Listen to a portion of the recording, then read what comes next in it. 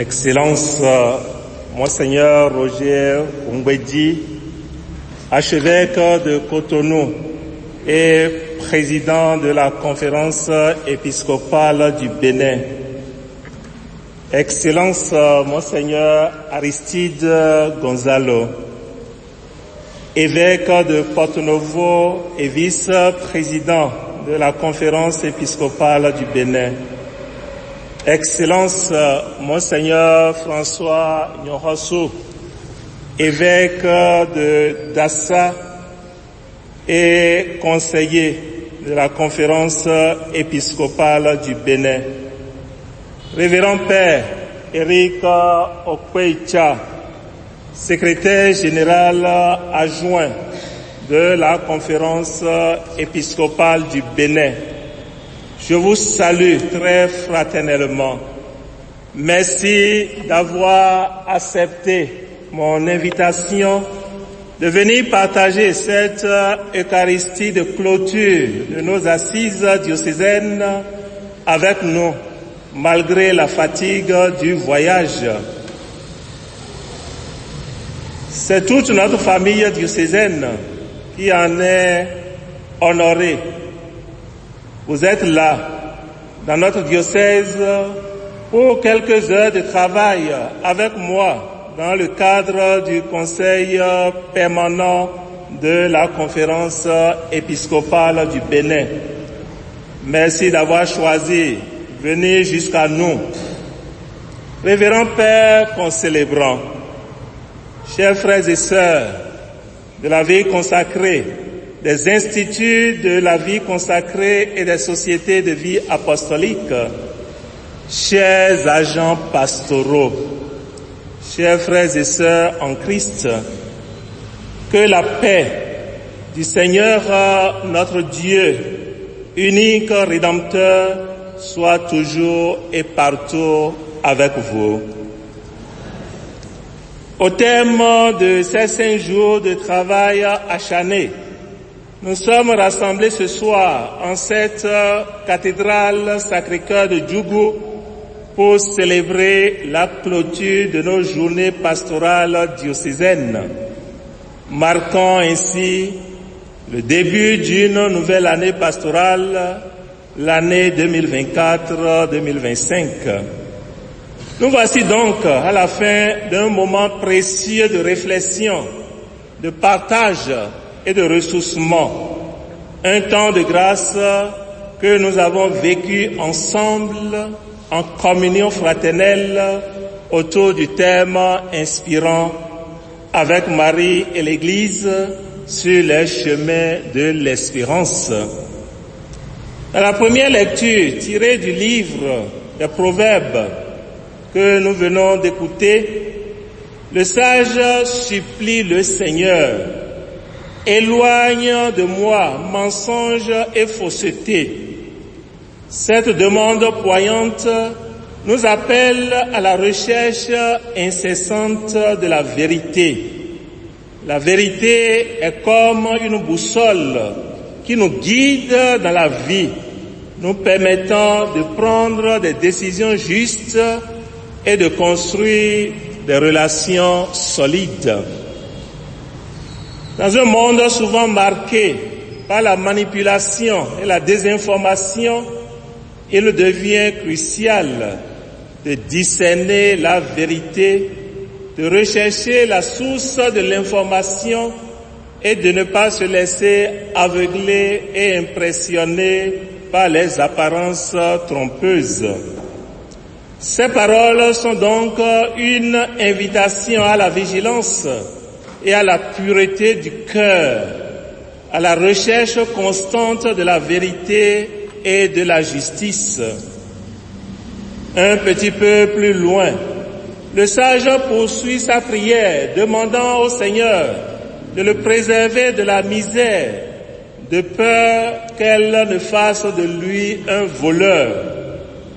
Cette demande interpelle notre conscience et nous met face à la réalité de la pauvreté et de l'injustice sociale. La misère ne concerne pas seulement les personnes démunies, Elle menace aussi ceux qui se laissent emporter par le désespoir et la frustration. En effet, lorsque les besoins fondamentaux ne sont pas satisfaits, le vol et la violence peuvent devenir une solution désespérée. Mais ça reste solution facile. L'appel à la solidarité est donc crucial.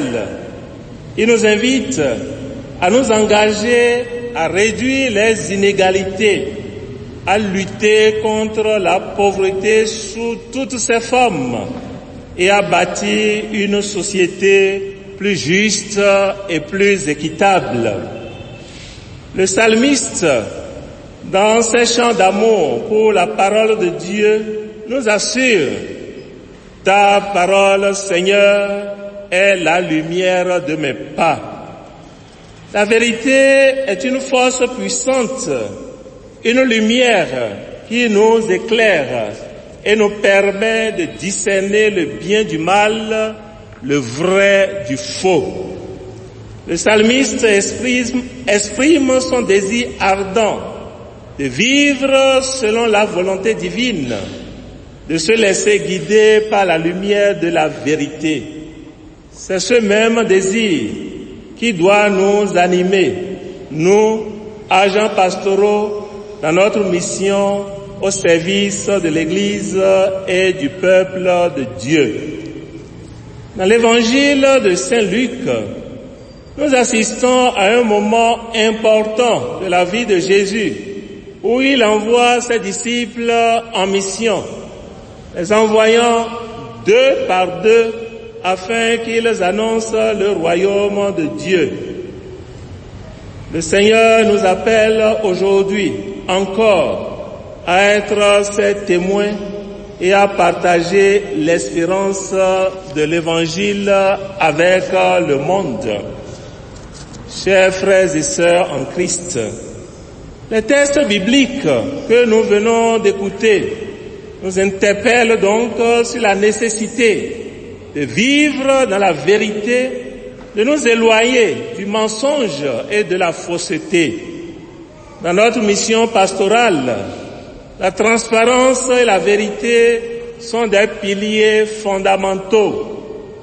L'Église, comme le Christ lui-même, est appelée à être un phare de vérité dans un monde souvent obscurci par le mensonge et les manipulations de toutes sortes.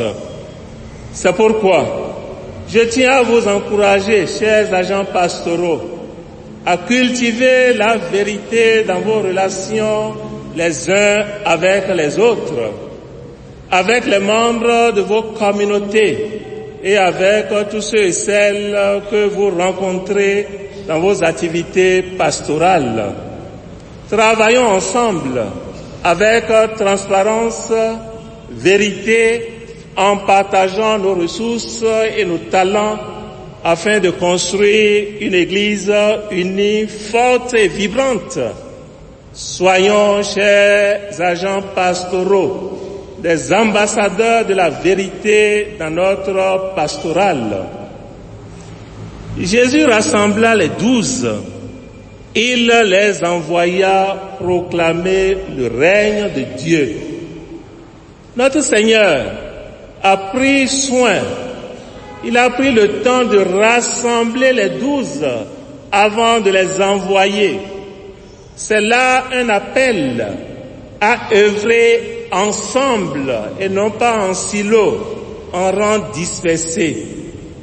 En tant qu'agents pastoraux, nous sommes nous aussi appelés à travailler en synergie, à unir nos forces et nos talents pour servir l'Église et le peuple de Dieu. La mission que nous portons est immense et nous ne pouvons la réaliser seuls.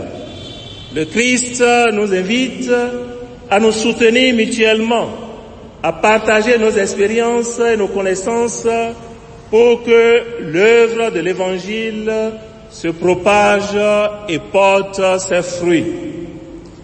L'année pastorale qui s'ouvre devant nous est placée sous le signe de l'espérance, avec Marie et l'Église sur les chemins de l'espérance. Tel est le thème qui va nous guider tout au long de cette année 2024-2025. Marie, la mère de Jésus, est notre modèle d'espérance. Le conférencier nous l'a rappelé ce matin. Elle a cru en la parole de Dieu. Elle s'est abandonnée à la volonté du Seigneur et elle a suivi Jésus jusqu'au bout sans baisser les bras. L'espérance chrétienne n'est pas un sentiment vague ou une illusion, mais une ferme conviction que Dieu est avec nous, qu'il nous aime, qu'il travaille pour notre bien et qu'il est toujours fidèle à ses promesses. Aujourd'hui, nous célébrons la fin des journées pastorales diocésaines, mais c'est aussi le début d'un nouveau chapitre dans l'histoire de notre cher et beau diocèse. Nous lançons officiellement aujourd'hui aussi le jubilé des 80 ans de notre cathédrale Sacré-Cœur de Djougou, un moment unique pour rendre grâce à Dieu pour tous les bienfaits reçus et pour célébrer l'héritage de foi qui nous a été transmis pendant ces 80 ans. Que ce jubilé des 80 ans de notre cathédrale Sacré-Cœur de Djougou soit un moment de grâce et de reconnaissance pour notre diocèse. Que la lumière de l'Évangile continue de briller sur notre diocèse et sur notre pays. En cette occasion, nous nous souvenons avec gratitude des autres églises sœurs de notre diocèse qui sont aussi jubilaires.